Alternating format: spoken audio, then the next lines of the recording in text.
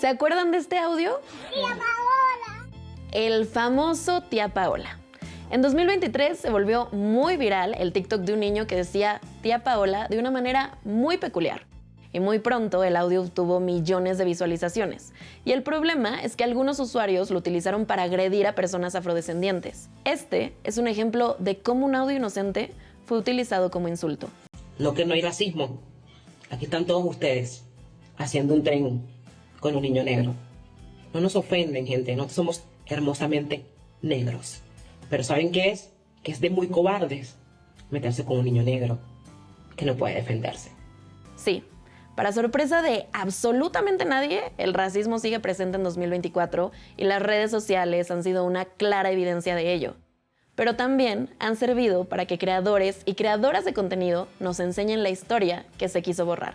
No todas las personas africanas estaban dispuestas a sufrir los horrores de la esclavitud. Uno de los casos más famosos de esto es el desembarco de Igbo, uno de los suicidios masivos más importantes de la historia. Historia negra. Coloquen otros puntos de vista. Las personas negras no solamente especulamos sobre el futuro porque nos interesa efectivamente cambiar este sistema de mierda y que el racismo deje de ser la jerarquía que manda sobre los cuerpos de las personas, sino que como desconocemos nuestro pasado, estamos haciendo también un ejercicio imaginativo sobre el pasado. Y denuncien el racismo cotidiano. Me molesta un montón que digan que las mujeres negras bailamos súper bien porque son nuestra sangre, cocinamos súper bien porque está en nuestra sangre, o que hacemos deportes súper bien porque está en nuestra sangre. Y yo solamente hago una de esas tres cosas bien y les prometo que no tiene nada que ver con que esté en mi sangre. De hecho, hasta el niño de Tía Paola de apenas 5 años salió después a pedir que no lo utilizaran como un insulto y que dijeran no al racismo. Ella es mi tía Paola y lo que ustedes dijeron es racismo. Todo esto en plataformas en las que se ha demostrado que los filtros te aclaran la piel sin que lo pidas, que los algoritmos son racistas y muestran más a personas blancas que morenas o negras, teniendo así mayor dificultad para volverse virales. En México existen proyectos antirracistas que colocan el cuerpo, la voz, la experiencia personal para con ello cuestionar el racismo y las estructuras. Un ejemplo es Afrochingonas, un espacio interdisciplinario de creación, comunicación e investigación y también un podcast, donde 3 amigas comparten cómo es ser una mujer negra viviendo en la Ciudad de México. Hoy nos acompaña una de ellas para contestar la pregunta: ¿existe el racismo en las redes sociales o es una réplica de la realidad? Bienvenidos a Pulsar.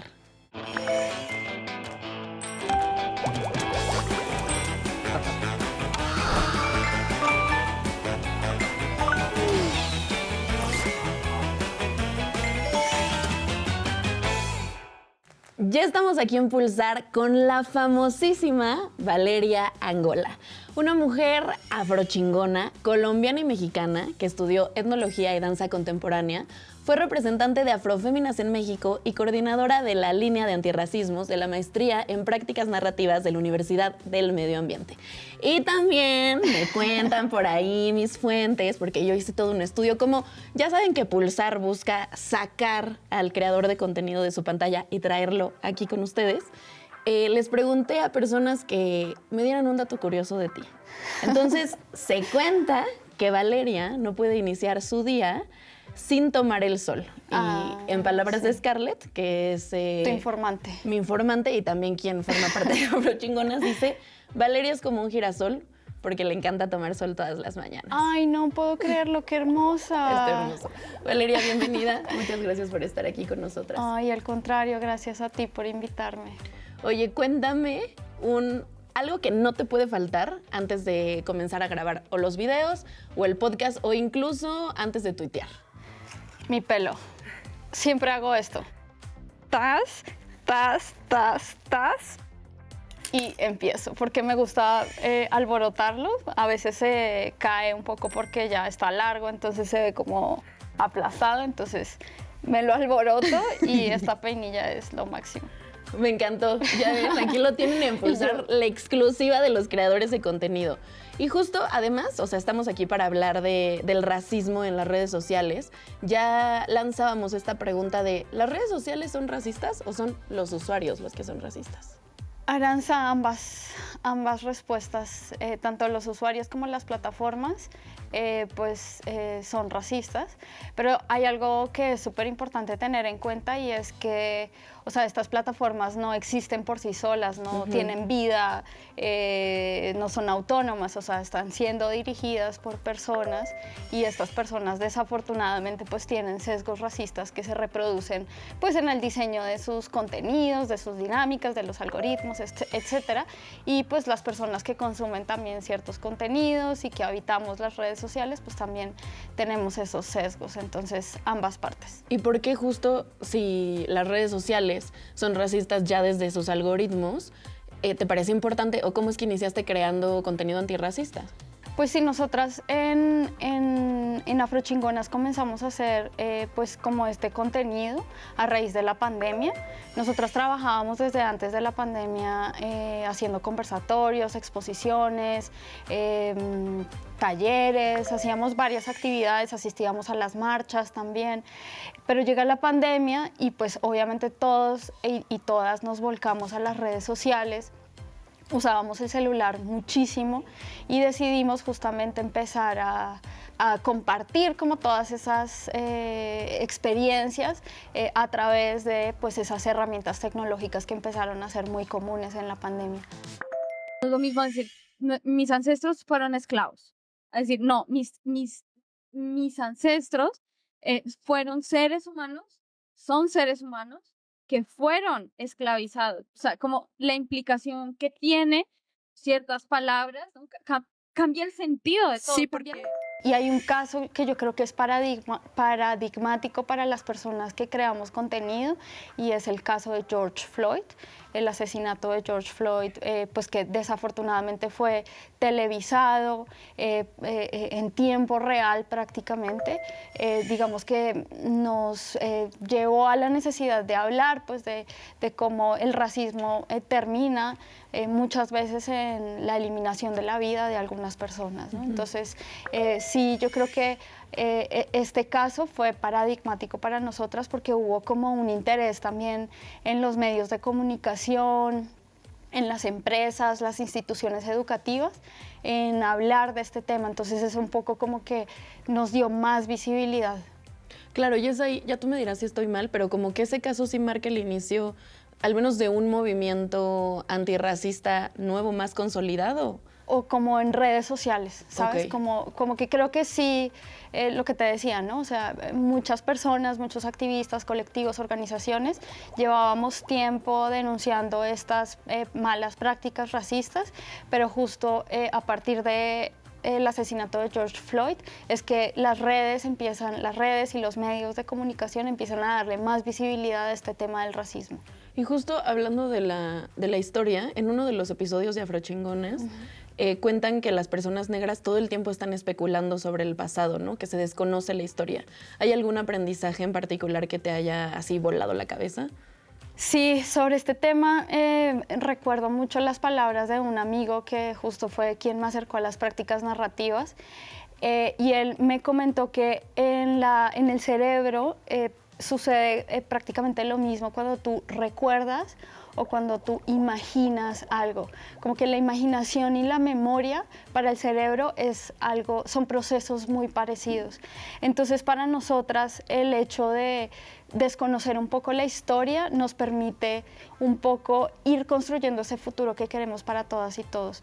Pero hablando específicamente de la historia, algo que a mí, un dato histórico que muchas personas no conocen, por ejemplo, es que los héroes de la independencia, Guerrero, era una persona afrodescendiente, ¿no? Y nosotras por ahí tenemos un fanzine que realizamos en colaboración con UNESCO, en el que reimaginamos, haciendo este ejercicio de imaginación-memoria, a Guerrero y le pusimos un afro, ¿no? Entonces, como para jugar con esos imaginarios recuerdos antirracistas, le diría yo. Ay, qué bueno. Muchas gracias por compartirnoslo. Y bueno, ahora yo dije historia negra, mujeres negras. Y Balu decía afrodescendientes. ¿Es correcto decir mujeres y personas negras? ¿Está bien? Nos vamos a un corte, pero al regresar, Valeria Angola nos contesta esta pregunta en Pulsar. Pulsar. Continuamos. Pulsar. Regresamos. ¿Qué influencers mexicanos conoces? Conozco a Luisito Comunica, a Yuya, a Kimberly Loaiza, Jerimois, Bella Cata Y Domelipa. Sí conozco, pero no sé reconocerlos, digamos, exactamente así. Vamos a hacer un experimento. Vamos a buscar aquí en TikTok influencers mexicanos y quiero que me digas las características físicas que tienen en común, ¿va? Mira, nos salen estas personas. Son personas muy llamativas. Son de tez blanca. Muy, ¿cómo dices? Güeritos. Todos son de piel blanca. Más que nada por el tono de color. Y en ese sentido, ¿crees que los algoritmos tienen algún perfilamiento racista y que solo te muestran personas blancas? Podría considerarse que sí, porque hay muy rara vez que salen personas de otro tono de piel. O sea, también depende del contenido que den. ¿Cómo qué? Como los que le acabo de decir se enfocan más hacia el entretenimiento, más como tips de belleza y ropa, moda. Es que mucha de la cultura tiene en la mente que si está más blanco tu piel, que estás más bello, tienes más dinero. ¿Y cuál es el impacto que crees que tenga en jóvenes mexicanos que vean ese tipo de personas? O sea, ¿crees que se sientan representadas? No, más bien es como seguir como una estética, ¿no? De querer ser alguien que no somos. Siento que sí hay personas morenas haciendo contenido, pero pues siento que es menos visible, o sea, le damos menos visibilidad. Para mí se me hace muy nefasto que lo recomiende la aplicación porque más que nada son niños los que los ven, son jóvenes que los ven y pueden, ¿cómo se llama? Pueden adquirir ese tipo de conductas, ¿sabes? Y entonces, la verdad, a mí se me hace muy nefasto. Estamos de regreso en Pulsar platicando sobre si existe o no existe el racismo en redes sociales. Y ya veíamos lo que nos compartían ustedes. ¿Qué onda, Vale? ¿Los algoritmos son qué onda? ¿Los algoritmos son racistas? Ya nos decías que sí, pero ¿por qué? ¿Qué intereses hay detrás de eso? Sí, pues es que yo creo que hay que entender precisamente que estas plataformas reflejan y bueno, y que los dueños precisamente son pues las grandes élites económicas las que han diseñado todos estos aparatos tecnológicos y todas estas herramientas, ¿no? Y por eso te decía al comienzo, como que estas plataformas no existen por sí solas, sino que detrás de ellas hay personas que con todo ese poder, ¿no? Establecen o siguen estableciendo un orden determinado para mantener ciertas desigualdades sociales, económicas, políticas, etc. Entonces, por supuesto que en esta medida vemos que pues, los algoritmos son racistas, ¿no? Porque reflejan un poco como esta realidad offline, ¿no? Que vivimos sí, fuera de las redes sociales. Y que incluso muchos creadores denunciaron en algún momento que los filtros, o sin necesidad de ponerte un filtro, abres tu cámara de Instagram y te blanquea. Exactamente. Y me gustaría recomendarles a una creadora de contenido que hace marketing para negras, así se llama, y ella se llama Elisa Ramírez y ella compartió en redes sociales hace poco que de hecho el algoritmo beneficia a las personas blancas que tienen también ciertas características de la hegemonía de la belleza. Entonces a las personas que no tenemos esas características nos toca esforzarnos muchísimo más para que nuestro contenido sea visible, ¿no? Y que el algoritmo lo recomiende. Entonces sí hay como ciertas reglas además de los algoritmos, pero todo el tiempo están cambiando. Entonces todo el tiempo también nos requiere como hacer una investigación súper exhaustiva de cómo es que funciona el algoritmo, de qué tipo de contenido es que le da relevancia, que también tienes que tener ciertos aparatos tecnológicos para que tus videos sean recomendados, ¿no? Las altas calidades de la imagen, del sonido, y eso te implica también una inversión de dinero, ¿no? Y muchas veces las personas empezamos desde cero con el celular así malito que tenemos y eso requiere pues justo hacer una inversión que no tienes, ¿no? Sí, es como el triple de trabajo todo el tiempo para los Exacto. creadores de contenido, ¿no? No solo el trabajo intelectual, sino también cómo te tienes que ver, hasta el maquillaje, todo eso impacta. Ahora, antes de irnos al corte, yo te decía mujer negra, Ajá. ¿no? Y resulta que cuando estábamos haciendo el programa y planeando Pulsar y las preguntas, tuvimos un debate aquí interno. Ok. Entonces decíamos, por un lado, había dos posturas en el equipo de Pulsar, quienes decían que una persona blanca como yo, no podía decirle a otra persona negra, ¿no? Ok. Y por el otro lado estaba esta otra postura de pensar que negra no tiene nada de malo, ¿no? Sino es una palabra que describe. Lo pienso, por ejemplo, cuando decimos gorda a alguien, pareciera que es un insulto, pero hay muchas personas que se han lo han posicionado reivindicado. y que dicen, no, hay que normalizarlo y naturalizarlo. En ese sentido, ¿cuál es tu postura? Pues mira, yo creo que ambas posturas son correctas y depende del contexto en el que estos términos son utilizados. O sea, si tú a mí me dices negra, pero me lo dices con un tono despectivo, en una situación en donde tú y yo no tenemos confianza, no nos conocemos, por supuesto que va a ser algo ofensivo, ¿no? Pero si lo utilizas con otras reglas del espacio y que estamos compartiendo, pues seguramente no me va a parecer para nada ofensivo. El término afrodescendiente es un término, le llamamos así término paraguas, porque reúne muchas formas de ser negro, negra o afrodescendiente, ¿no? También se refiere a las personas que sí, que somos descendientes de personas que fueron africanas esclavizadas en estos tiempos de la colonia y de la esclavitud. Entonces, este término afrodescendiente, digamos que reúne otras maneras en las que las personas suelen nombrarse, no solamente como negras, sino que hay también personas que se dicen mulatas, o se dicen prietas, o se dicen pardas, etc. Entonces, digamos que este término es un poco más políticamente correcto también porque tiene una historia muy particular dentro de la política, ¿no? Dentro de estas fechas conmemorativas que organiza la ONU, la UNESCO, etcétera.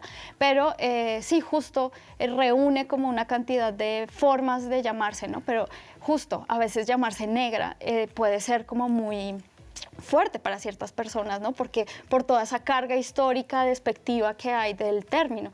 Pero hay quienes decimos, no, somos negras y no hay ninguna vergüenza en ello, sino pues también toda una actitud reivindicativa política, al igual que con otros términos como gorda, como, ¿puedo decir groserías? Sí, adelante. Puta, en fin, ¿no?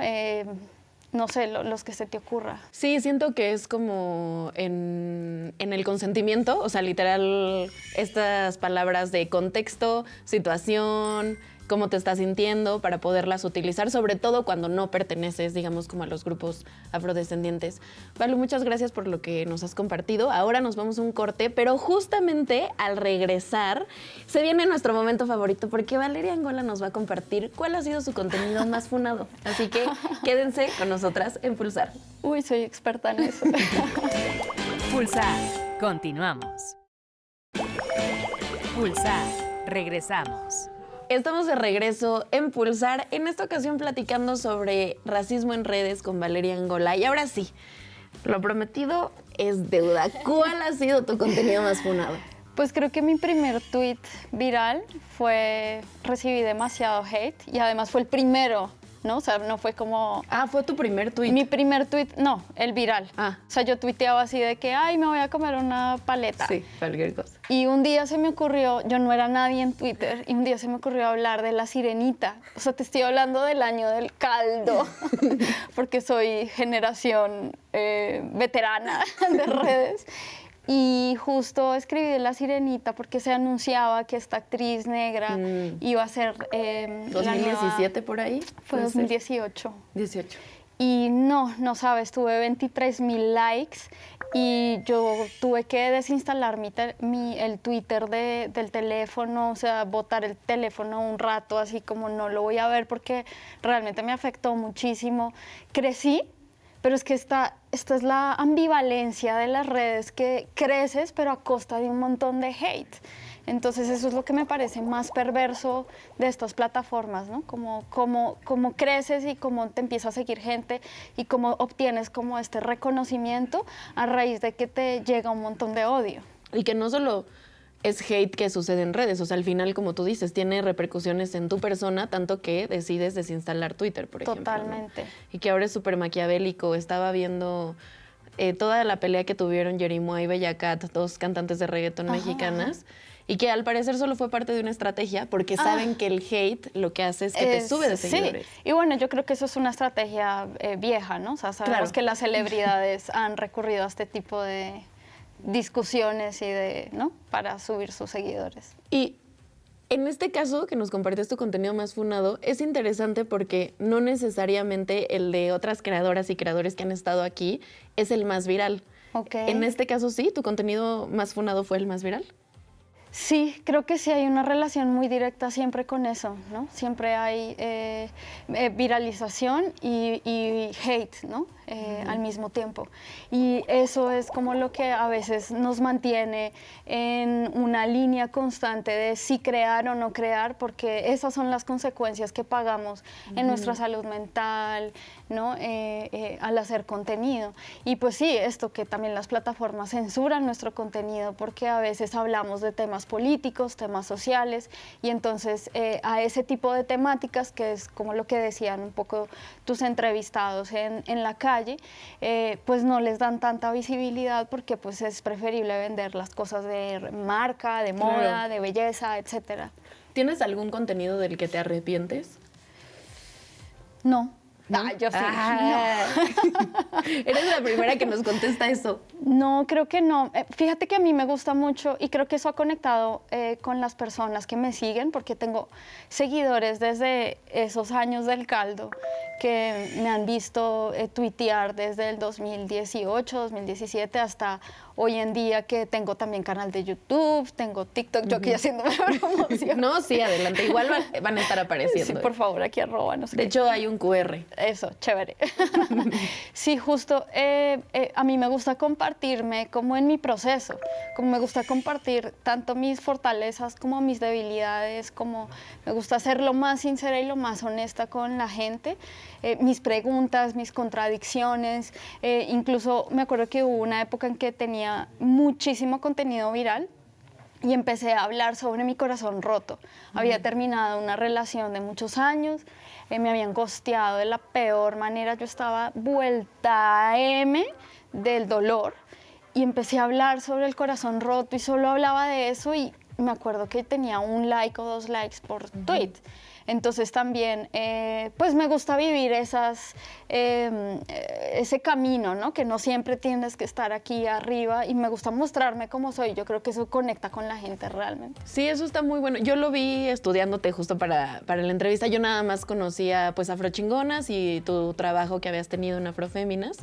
Y de pronto veo así, fui chica Hooters y te cuento mi experiencia. Veo y digo como, hace otras cosas además de hablar solamente de antirracismo, ¿no? Que además luego eso es algo que los creadores de contenido antirracista se han quejado, de que es que no solo voy a hablar de racismo. Sí, claro, somos personas súper complejas con historias múltiples, y no solamente hablo de lo agrio que es vivir racismo en esta ciudad, Claro. sino también de cosas chéveres como las cremas que uso para el pelo, o de mi perrito, de mi gatita, no sé, como que sí, eso creo que es importante, como compartirse desde ahí, desde esa complejidad en la que somos individuos. Y hablábamos, o sea, de los algoritmos y de la parte negativa, que pues son racistas, etcétera.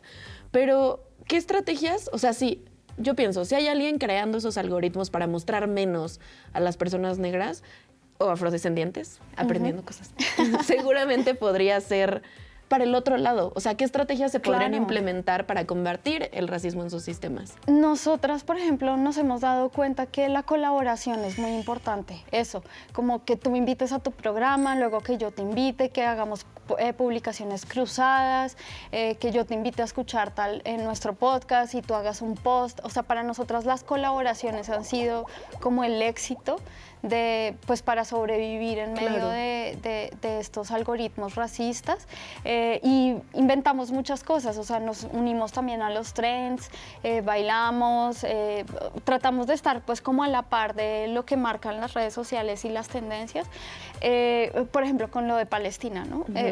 Instagram censura la palabra Palestina y banea ese tipo de contenido, ¿no?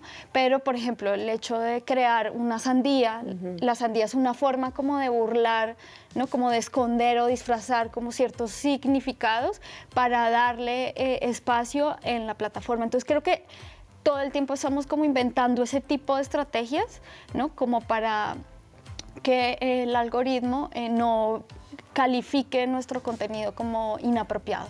Y que pareciera que lo que pasa en redes sociales en realidad es lejano a la realidad, pero esto que hablas de las colaboraciones, ya lo han dicho muchos movimientos activistas de distintas causas, ¿no? La colectividad nos sana, la colectividad nos salva y al parecer, como dice Valeria Angola en redes sociales, también lo que hace que sobrevivan estas personas son las colaboraciones. Con eso nos despedimos de Pulsar. Valeria, muchas gracias por compartirnos tu conocimiento y pues nada, recordar que sigan el contenido de Valeria, que escuchen Afrochingonas. Muchísimas gracias por acompañarnos. Nos vemos la próxima semana.